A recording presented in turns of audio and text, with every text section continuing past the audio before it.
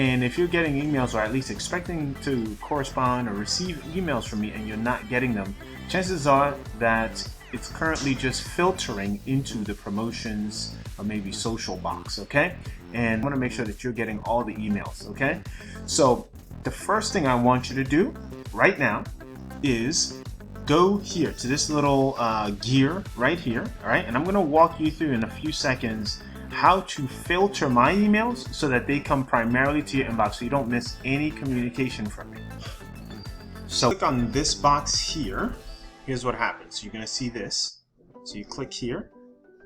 All right, so when you click on that gear, you're going to end up going to settings, right? So click there. All right. And after you click there, so the next place you want to go to is filters and blocked addresses. So you click there and create a new filter. And anything from Ouimadou.com, right, is what you want to be filtering, okay? But in this case, you want to create the filter. So in this case, you want to never send it to spam, right?